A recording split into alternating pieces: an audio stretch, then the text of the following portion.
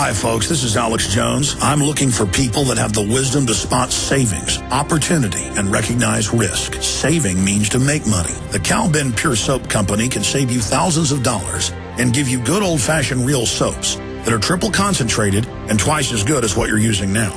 Soaps made from vegetable and coconut oils that contain no useless dyes, perfumes, deodorants, or antibacterials. Your risk is the hundreds of hazardous toxic detergents that give you rashes, itching sores, and deteriorating clothing called lint. If you want something better, if you want something you've never had before, you have to do something you've never done before. Getting a free catalog is easy by calling 800-340-7091 or see Cal-Ben on the web at 5starsoap.com. Take charge of your health now by calling 800-340-7091 or see Cal-Ben on the web at 5starsoap.com.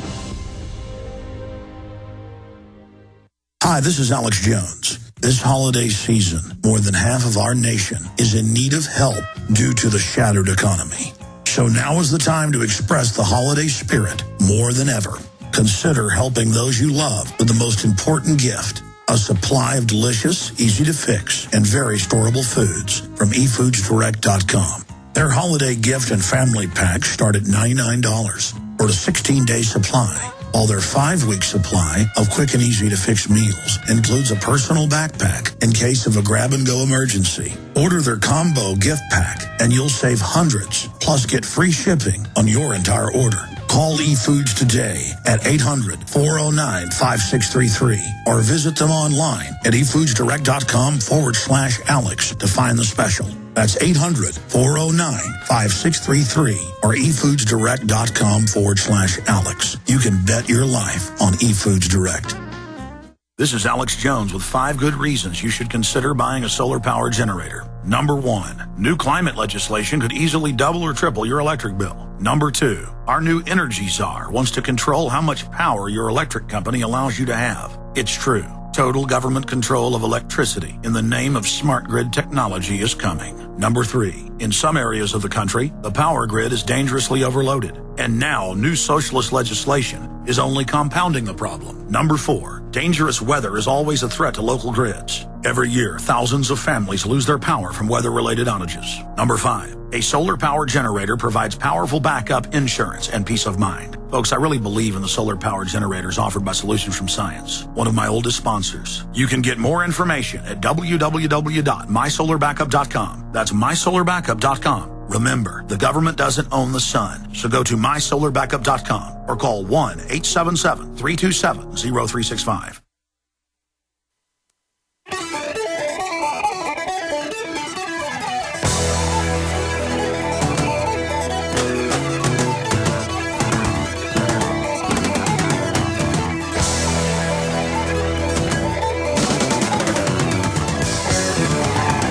Through Friday from 11 a.m. to 2 p.m. We are here live, back Sundays 4 to 6 p.m. And, of course, weeknights. That's not enough.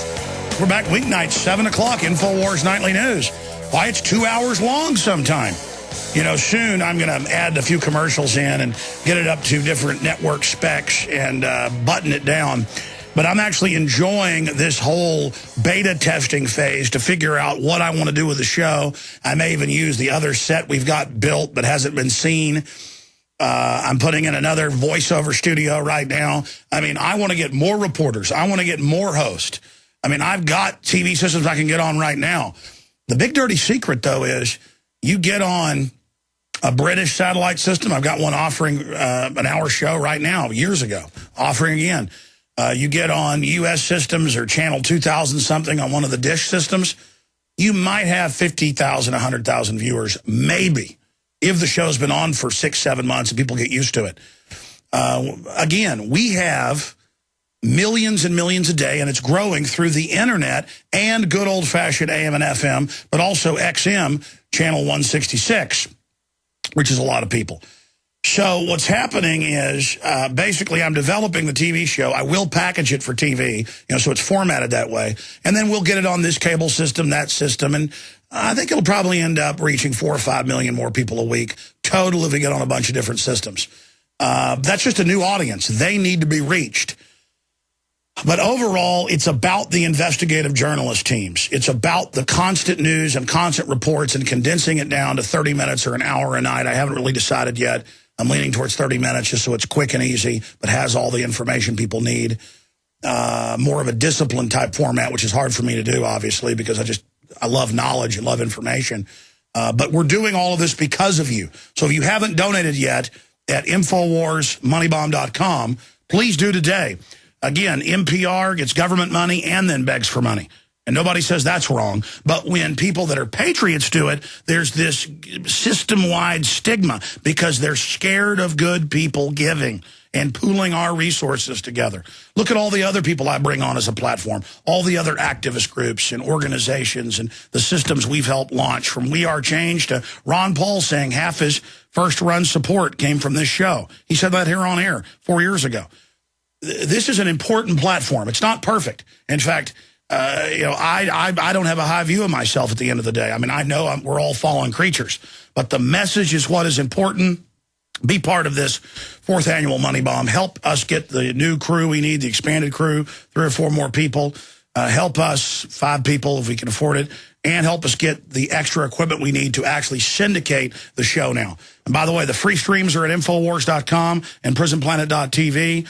Right now, you can go to Infowars.com or PrisonPlanet.tv or InfoWarsMoneyBomb.com, and there's the mainstream from our system that's high quality. We've got the backup systems on Justin TV, Ustream, and other systems that are moderate quality.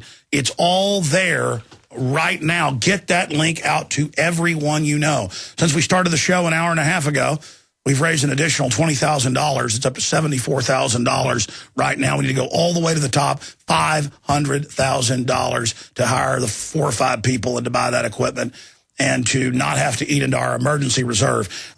Frankly, to expand everything like I've done, I've had to eat into our reserves where this company barely has any reserves now, which I don't like to do. But everything's coming down right now, and it's just going to get crazier. So the banks can't be trusted. So instead of having 4 or 5 months of backup, we've got like 2 months of backup.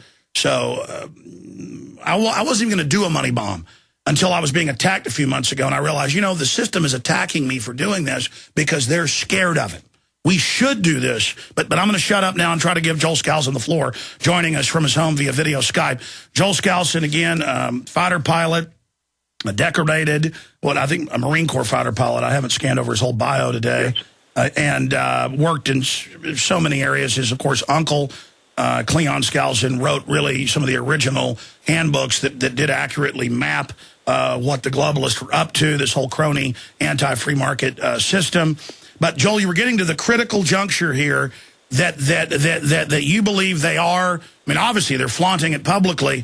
So this isn't just some political saber rattling to make Iran back off. I mean, is that what you're saying? They're about to fuel the reactors in the next 2 weeks. When would you expect, and from your sources, what are you hearing is going to happen in the strike? My family, others, and of course, public sources as well have said the U.S. is planning that once Iran is hit, to, quote, back it up, as you said, finish it off out of Kuwait. Give us your details on that, and then from bad to worse, the ramifications of this, what you think is going to unwind and why the global elite are doing this. Is it more about a diversion for the new Bank of the World, Vatican calling for Bank of the World, and calling for a global currency? I mean, as you said, the quickening is happening, but you've said you believe it really gets crazy in the next 10 years out. So if this is just a birth pain, my God, what's coming next? So kind of cover that spectrum. You've got the floor. Thanks, Alex. Let me give some background here. There are 2 major agendas in this globalist vice that is squeezing the world. One is going to be military. Military is able to conjure up the worst propaganda in terms of false patriotism and get even conservatives to go along with what the government wants. And squeezing people financially does another thing. Those are the 2 primary thrusts of the New World Order. Military squeezing of people to give them power to resolve military conflicts, and then squeezing them financially with a massive catastrophe that they themselves created and giving them the power then to so-called resolve it. I'll cover the economy later, but let's go to the war pincer movement. It's been well documented on your show and your researchers as well as mine that strategically this war in Iran is the reason why the United States government black operations and everything had focused on attacking Iraq and attacking Afghanistan, even before the false flag 9/11 operation. Those were the two nations they wanted to go into. Why? One of the reasons is, well, it's not only to capture Iraqi oil and to continue to aggravate the Muslim world by entering Pakistan and Afghanistan, but ultimately there was going to be a pincer movement on Iran. Iran is a huge pot of oil. Iran is a huge power structure, both military and intellectual, in that area of the country. And what we're seeing is this scissors play coming out. We've got Afghanistan to the east of Iran, and you've got Iraq to the west. Both are full of military bases and military personnel.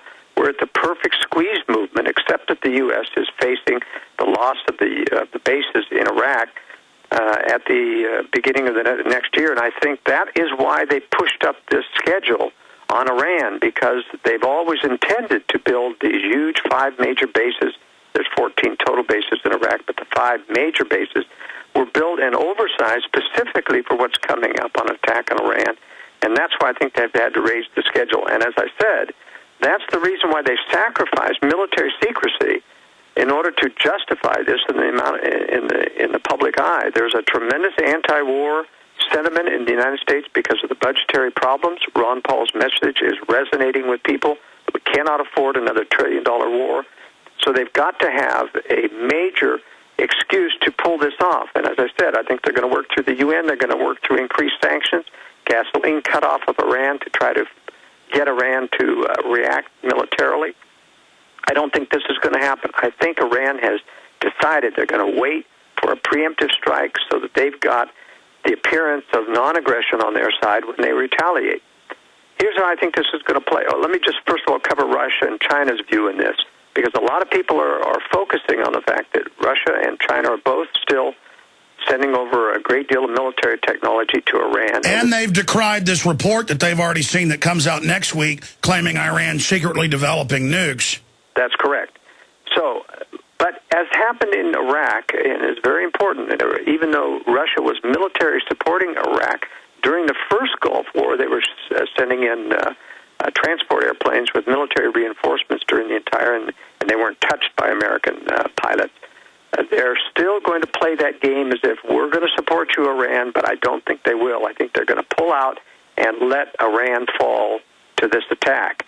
So I don't think we're going to be able to, they're going to support them in the UN. They're going to veto any sanctions, but they're not going to support Iran when it comes to Well, I tend to agree, because there's actually been, for those that don't know, historically, a lot of enmity between the Russians and the Iranians. Well, and that's because the Iranians don't want to be controlled by either the Chinese or the Russians, and the Russians don't like that, and the Chinese don't like that. But nevertheless, there's a longer-term agenda here that's very important, and I made this point on previous shows.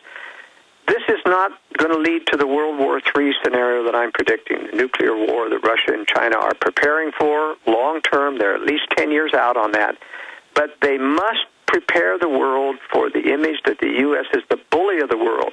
Every time they allow the United States to come in and wipe out a nation like Iraq, take over and oppress it, and Afghanistan, they gain points in the world. They create hatred against the United States. We ourselves are creating that hatred by our intervention. This is building the excuse for this great war that they're planning, and I think that explains why North Korea is being pampered while Iran is being attacked. North Korea is being carefully kept in position as a nuclear power, as a trigger for World War III, and as I say, I think that's a long-term off. But the important point is to realize that Russia and China have a real purpose in allowing the U.S. to come in and devastate Iran, and here's how I think it's going to play out. I think Israel is going to do a preemptive nuclear strike, not nuclear strike, but preemptive conventional strike on nuclear facilities, just enough to trigger Iranian retaliation.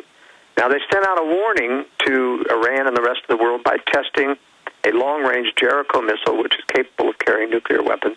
I think they're telegraphing a message to Iran, don't even think about throwing any big weapons at us, or we'll retaliate with missiles.